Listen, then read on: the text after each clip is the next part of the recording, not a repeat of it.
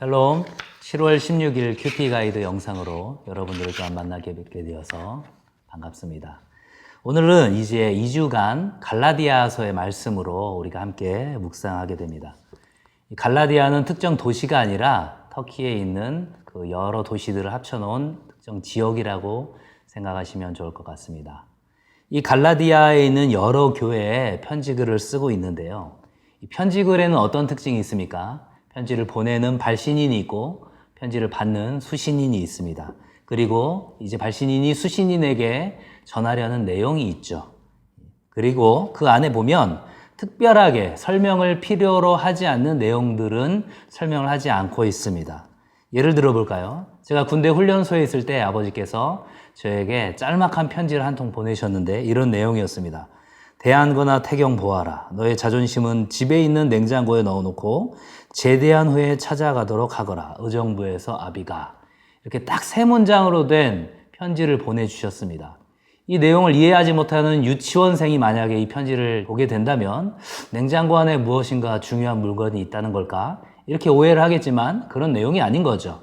그리고 저희 아버지께서 저에게 의정부가 어떤 도시인지 굳이 그런 것들을 설명할 필요가 없습니다. 왜냐하면 그것은 편지에서 주된 필요가 없는 내용이기 때문이죠. 이런 얘기를 하는 이유가 무엇일까요? 우리가 바울 서신과 같은 이 편지 글을 볼 때는 편지를 보내는 이가 누구인지, 그리고 편지를 받는 사람이 누구인지, 그리고 편지를 보내는 사람이 어떠한 상황 속에서 수신인에게 어떠한 메시지를 전하고 싶어 하는지를 우리가 생각을 하면서 읽어야 한다라는 것입니다. 오늘 이 갈라디아서에 대해서 기록 목적을 날마다 주께로 52페이지에 보면 갈라디아서에 대한 설명이 나오고 있는데요. 기록 목적을 이렇게 쓰고 있습니다. 갈라디아의 성도들이 복음에서 떠나 다른 복음인 율법주의자들의 미혹에 이끌려 성령으로 받은 믿음을 저버리고 다시 율법의 종이 되는 것을 경고하기 위해 기록했다. 이렇게 지금 설명하고 있습니다. 그렇기 때문에 굉장히 다급한 심정을 가지고 편지를 썼을 수밖에 없습니다. 보통의 이제 바울 선신을 보면 감사의 인사와 찬양에 대한 부분을 서두에 쓰고 있는데 특별히 갈라디아서는 인사 부분을 마친 후에 바로 내용으로 이어지고 있습니다. 그만큼 굉장히 다급한 목소리 그리고 격앙된 목소리로 이 편지글을 쓰고 있는 것이지요. 제가 한 가지를 제안해 보고 싶습니다. 오늘 본문만 묵상하시지 말고 바울이 보낸 편지를 지금 내가 받았다라는 생각으로 전체 본문 6장을 재빠르게 한번 읽어보셨으면 좋겠습니다. 저도 한번 시간을 재서 읽어봤는데요. 한 15분 혹은 20분 정도면 충분히 전체 6장을 읽을 수가 있습니다. 그렇게 전체적인 분위기와 메시지를 확인하신 후에 큐티를 진행하시면 앞으로 2주간의 이 갈라디아서 묵상을 하는데 많은 도움이 되시리라 생각이 됩니다. 자, 그러면 오늘 본문을 한번 살펴볼까요? 갈라디아서 1장 1절부터 10절까지의 내용인데요. 오늘 본문을 시작하면서 사도 바울은 느닷없이 본인의 사도권에 대한 이야기를 하고 있습니다. 왜 이런 얘기를 할까요? 분명히 그 사도권에 대해서, 바울의 사도권에 대해서 이의를 제기하는 사람이 있었겠지요. 어떤 상황이었을까요? 예수님의 십자가 중요하지. 그런데 율법을 지켜야 돼. 그리고 할례를 받아야 돼. 그래야 우리가 온전한 구원을 이룰 수 있어. 이렇게 거짓 교사들이 이야기를 했겠죠.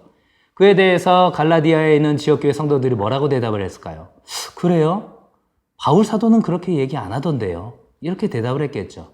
거짓 교사들은 또 어떻게 응수를 했겠습니까? 바울이 사도라고요? 무슨 소리 하십니까? 베드로나 요한이라면 몰라도 바울은 사도가 아니죠. 바울은 예수님을 직접 본 적도 없어요. 지금 이렇게 응수를 했을 것입니다. 이렇게 이야기하는 거짓 교사들의 사도권에 대한 이의 제기에 대해서 바울은 이렇게 얘기하고 있는 거죠. 오늘 본문 1절입니다. 사람들에게서 난 것도 아니요 사람으로 말미암은 것도 아니요 오직 예수 그리스도와 그를 죽은 자 가운데서 살리신 하나님 아버지로 말미암아 사도된 바울은 본인의 사도권은 바로 하나님께로부터 기원하고 있다는 것들을 분명히 이야기하고 있습니다. 그러고 나서 이제 성도들에게 인사를 한 이후에 사도 바울이 지금 하고 싶은 얘기를 당장에 꺼내고 있습니다. 바로 6절이죠.